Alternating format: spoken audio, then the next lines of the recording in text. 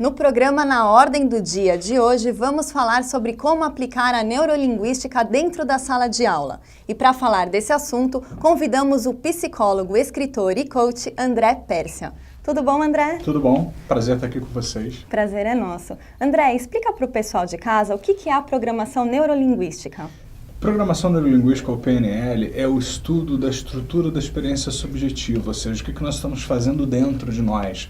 As nossas experiências se compõem de coisas que nós aprendemos, de como nós organizamos tudo isso dentro da nossa mente, das coisas que a gente vê, ouve, sente, fora, dentro da gente. Isso cria os estados, cria as nossas experiências diversas. Então a PNL é o estudo que vai tentar entender como é que isso está estruturado na pessoa e vai propor novas maneiras de você poder fazer isso que sejam voltadas para que você tenha um resultado melhor, seja no que você desejar na sua vida. E hoje existem aplicações na educação, nos esportes, na área de vendas, na área terapêutica, no coaching e infinitas outras aí.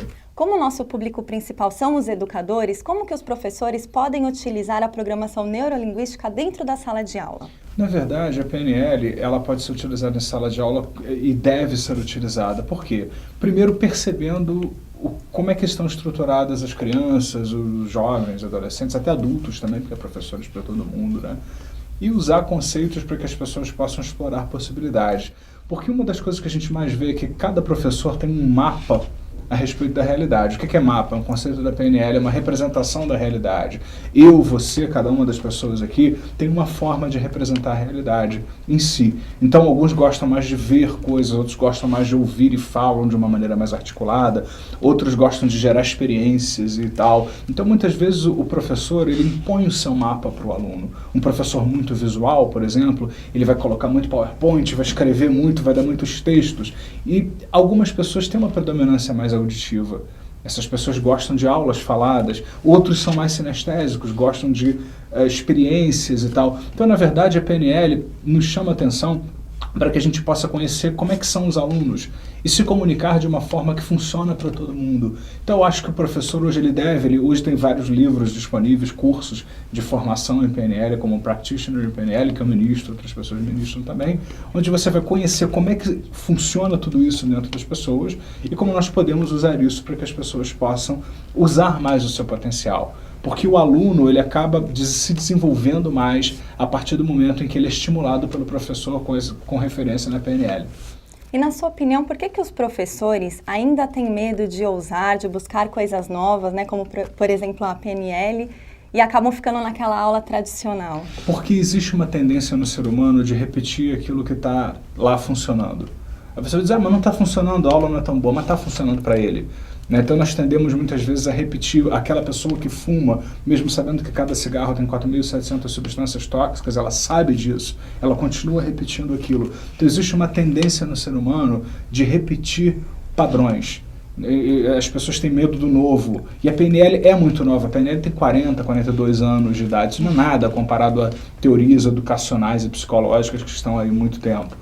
Então, o ser humano tem essa tendência. E eu digo, olha, quem conhecer mais da PNL vai querer utilizar, porque é tão prático, tão objetivo, puxa tanto por mudanças, por resultados, e vai ser um prazer, porque a aula pode se tornar uma coisa divertida. Pode ser uma coisa que o aluno vai se envolver, porque você vai estar falando dentro de uma estrutura que tem a ver com o mapa daquele aluno, daquela turma que está ali com você. Então, eu recomendo fortemente. Então aproveita e dá uma dica para os professores em qual momento da aula ou em qual aula eles podem utilizar a PNL.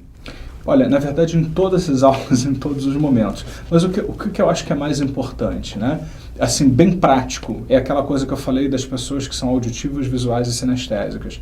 Todos nós usamos os três sistemas, ou seja, nós vemos, gostamos de ler, ver coisas, nós gostamos de ouvir, gostamos de fazer experiências. Então, numa turma, você tem alunos auditivos, visuais e sinestésicos. Então, quando você, professor, for fazer a sua aula, inclua os três elementos.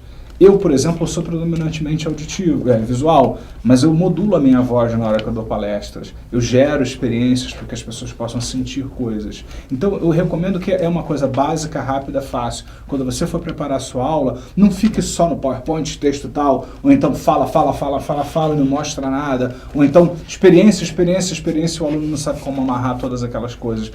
Uma dica é, procure combinar os elementos visuais, auditivos e sinestésicos em cada etapa da sua aula.